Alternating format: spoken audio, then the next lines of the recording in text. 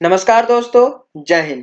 मेरा नाम है संदीप कुमार अग्रवाल। मैं आप सभी का स्वागत करता हूं आपके अपने चैनल डेली डोज में। आज है 13 नवंबर 2020 और हम डिस्कस करेंगे आज के कुछ इंपॉर्टेंट क्वेश्चंस। चलिए फिर शुरू करते हैं।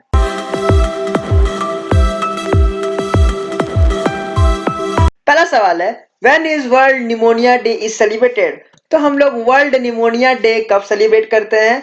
तो ये हम लोग हर साल 12 नवंबर को सेलिब्रेट करते हैं। बेसिकली निमोनिया क्या है? आपका एक बीमारी है जो कि बच्चों में बहुत तेजी से लगती है। इसमें क्या होता है, ठंड लग जाता है। ठंड लग जाने के बाद हमारे जो लंग्स होते हैं, फेफड़े होते हैं, उसमें आपका कफ जम जाता है और कहने का मतलब ठंड लग जाती है बेसिकली। तो ये एक तरह का बीमारी है जो कि बहुत ही ज्यादा इजीली आपको पकड़ता है बच्चे लोगों के लिए। तो ये डे हम लोग सेलिब्रेट करते हैं इसलिए ताकि हम लोग रेज कर सके अवेयरनेस और प्रमोट की कर सके, ताकि इसकी प्रिवेंशन और जो प्रोडक्शन ऑफ एक्शन है कि हम लोग इस तरह की डिजीज से कैसे लड़ सकते हैं, ये लोगों को पता चल सके। ये जो डे है हम लोग सबसे पहले 2009 में सेलिब्रेट किए थे। ठीक है। अगला सवाल है, रिसेंटली खलीफा बिन सलमान अल खलीफा पास्ड अवे। हाल ही में खलीफा बिन सलमान अल खलीफा जी का निधन हो गया। तो ये कौन थे?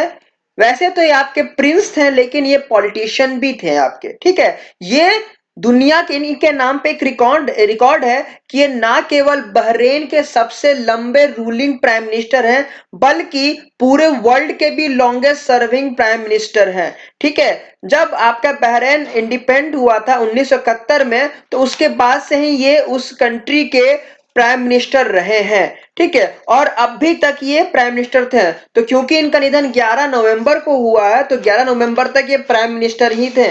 ठीक है। तो इनके नाम पे रिकॉर्ड है सबसे लंबा। ठीक ना, इन्होंने सर्व किया है प्राइम मिनिस्टर, ये वर्ल्ड में भी सबसे ज्यादा लंबा है।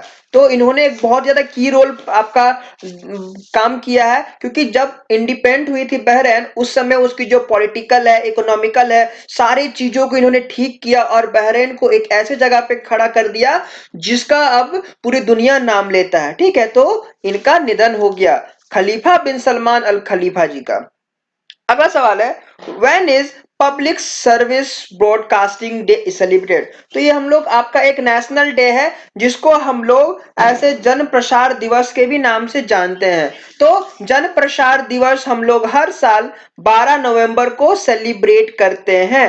ठीक है। ये सेलिब्रेट करने का क्या है मेन एम, कि बात हुई थी ऐसी कि 12 नवंबर 1947 में भारत के जो फादर ऑफ नेशन जिसे कहते हैं, ठीक है, महात्मा गांधी, उन्होंने ऑल इंडिया रेडियो में आके एक स्पीच दी थी। कहने का मतलब उस समय आपका कुरुक्षेत्र जो कि हरियाणा वाले इलाके में है, एक रिफ्यूजी पाकिस्तान से आके घुस था। कहने का मतलब पाकिस्तान से आके वो वहां पे एज अ घुसपैठ किया हुआ था। तो वहां के लोगों को बताया था इन्होंने कि एक घुसपैठ है हमारे हरियाणा के कुरुक्षेत्र में और वो उनको जल्दी से खोजा जाए। तो इसलिए 12 नवंबर को हम लोग हर साल public service and broadcasting day मनाते हैं, जिसको हम लोग बेसिकली हिंदी में जन प्रसारण दिवस के भी नाम से जानते हैं। ठीक है।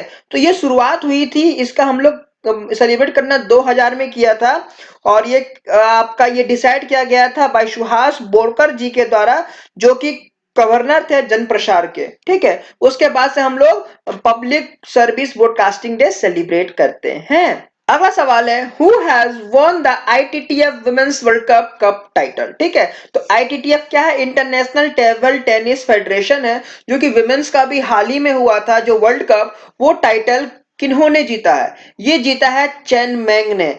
चेन मेंग आपकी चाइनीज आपकी टेबल टेनिस प्लेयर है जिन्हों जो कि अभी फिलहाल नंबर 1 पोजीशन पे भी है। इन्होंने अपने चाइनीज ही दोस्त जो कंपेट्रिएट है सुन यांगसा को हराया है और ये हराने के बाद वो उन्होंने अपना पहला आईटीटीएफ कोई टाइटल जीता है। ठीक ना, इन्होंने अपना medal international table tennis federation women's world cup table tennis जीता है, जो कि हुई थी चाइना के वाईहाई में। ठीक है। ये वैसे तो आईटीटीएफ आपका 24th एडिशन था इस बार, जो कि आपका ऑर्गेनाइज किया गया, तो इन्होंने चेन मैंग ने जीत लिया है। ठीक है। तो जो प्रेसिडेंट है आपके आईटीटीएफ के वो है थॉमस वैकट और इसकी हेडक्वार्टर है आपके लॉशान है स्विट्जरलैंड में। इसका फाउंडेशन 1926 में हुआ था।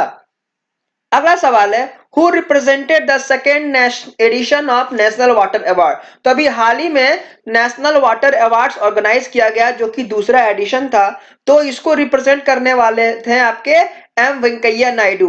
एम वेंकैया नायडू हमारे भारत के वाइस प्रेसिडेंट है। तो इन्होंने और आपका रिप्रेजेंट किया था second edition of national water award. तो ये 2019 की वाटर अवार्ड थी जो कि इन्होंने सेलिब्रेट ऑर्गेनाइज किया था, रिप्रेजेंट किया था।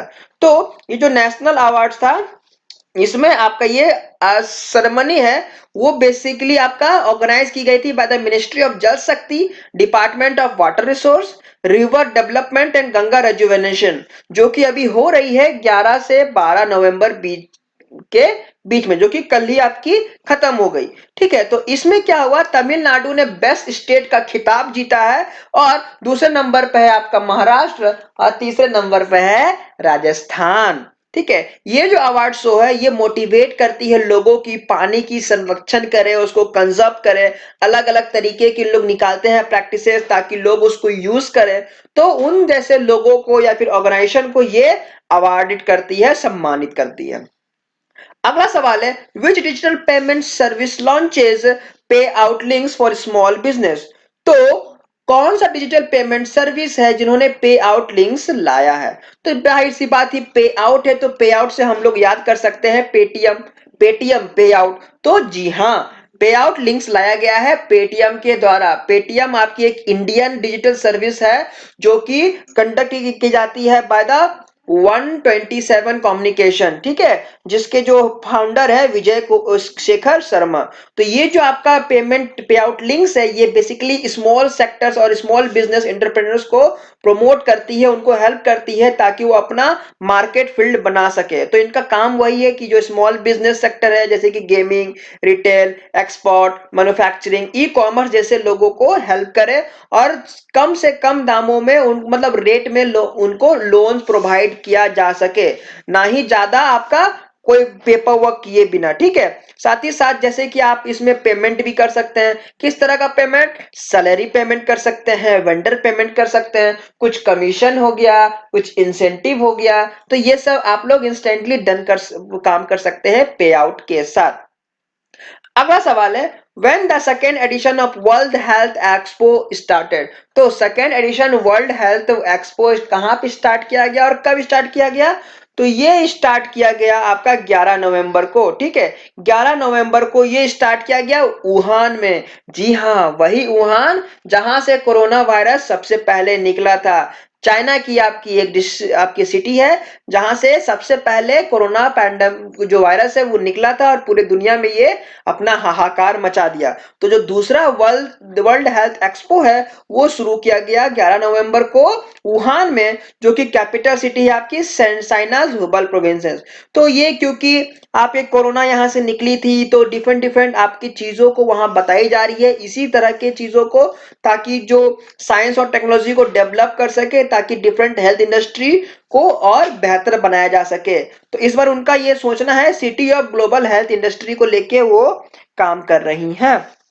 ठीक है, अगला सवाल है which state launch the mobile application सेचना समाधान। तो सेचना समाधान किसके द्वारा लॉन्च किया गया है। तो ये लॉन्च किया गया है उड़ीसा। उड़ीसा के जो चीफ मिनिस्टर है नवीन पटनायक, उन्होंने इस मोबाइल एप्लीकेशन को लॉन्च किया है और ये आपकी 2 लैंग्वेज में लॉन्च की गई है। ठीक है, ये बाइलिंगुअल मोबाइल एप्लीकेशन है। ये बेसिकली क्या काम करेगी, ये एड्रेस करेगी फार्मर्स को इरिगेशन प्रॉब्लम्स को लेते हुए, क्योंकि अगर किसान है तो उनको पानी की सिंचाई की बहुत ज्यादा प्रॉब्लम होती है। तो उस तरह की ये प्रॉब्लम से कैसे फेस किया जा सके ये वो लोग को बताएगी। साथ ही साथ अब हर काम के लिए उनको वाटर रिसोर्स डिपार्टमेंट के जो ऑफिस है ऑफिस नहीं जाना पड़ेगा, वो अपने फोन से ही एप्लीकेशन के थ्रू ही सारा समाधान का हल पा सकेंगे। और साथ ही साथ हुए अपना जो भी कंप्लेन है वो एसएमएस के थ्रू भेज सकते हैं और फिर उनको उनका जो भी प्रॉब्लम का समाधान होगा। तो नवीन पटनायक जी ने ये एप्लीकेशन लॉन्च किया है सेचना समाधान। अब देखते हैं हमारे अगले सवाल। तो अगला सवाल है हमारा who is the author of book माझी भिंट। माझी भिंड के लेखक कौन है? तो इसके लेखक है राजेंद्र दारदा जी। ठीक है, राजेंद्र दारदा जी आपके महाराष्ट्र के पूर्व एजुकेशन मिनिस्टर रह चुके हैं। ठीक है, तो इन्होंने लॉन्च किया है आपका एक पुस्तक मांझी भिंत, जिसका मतलब है मायवाल, मेरी दीवार। ठीक है, तो ये बुक है आपका, और ये लॉन्च किया गया है आपका राजभवन में मुंबई में। ठीक है, तो वहां के जो गवर्नर है भगत सिंह कोश्यारी जी ने ये बुक का विमोचन किया है। ये बुक में क्या कहती है, राजेंद्र दारदा जी के कुछ फेसबुक पोस्ट है ना, हम लोग फेसबुक में पोस्ट करते हैं बहुत सारे, तो उन्हीं में से कुछ गिने चुने पोस्टों को इन्होंने एक पुस्तक का रूप दिया है कि 4 सालों में इन्होंने कुछ पोस्ट किए हैं, तो वो डिफरेंट डिफरेंट इश्यूज को लेके पोस्ट किए थे, तो वो सारे पोस्ट का ये ब्यौरा है आपका, एक संगठित किया हुआ है और इस पुस्तक में संजोया गया है। तो यह है मांझी भिंड, ऑथर्ड बाय राजेंद्र दर्दा। अगला सवाल है, name the fifth scorpion submarine launch by Indian navy. Indian navy ने अपना 5वां स्कॉर्पियन सबमरीन लॉन्च किया, तो ये इसका नाम है वगीर। वगीर इस आपका सबमरीन का नाम है, और ये लॉन्च किया गया आपका मजागांव डॉक, जो कि साउथ मुंबई में पड़ता है। तो ये सबमरीन आपका कैपेबल है बहुत सारे एंटी सबमरीन वारफेयर को, मिशन को अंजाम देने के लिए, एंटी सरफेस वारफेयर में भी काम करेगी, माइन लाइंग, इंटेलिजेंस गैदरिंग और एरिया सर्वेलेंस में ये काम करेगी, हेल्प करेगी। तो ये सबमरीन है, ये डिजाइन की गई है by the French navy and an energy company DCNS, और ये 6 प्रोजेक्ट है जो कि आपकी पूरी बनाई गई है प्रोजेक्ट 75 ऑफ इंडियन नेवी। ध्यान दीजिएगा, डिजाइन की गई है by French navy and an agency company, sorry energy company DCNS, और ये बनाई गई है प्रोजेक्ट 75 ऑफ इंडियन नेवी के द्वारा। वगीर फिर 5वां स्कॉर्पियन सबमरीन है। तो ये थे हमारे आज के कुछ इंपॉर्टेंट क्वेश्चंस जो मैंने आप सबके साथ डिस्कस किया। तो आज के लिए बस इतना ही। Thank you.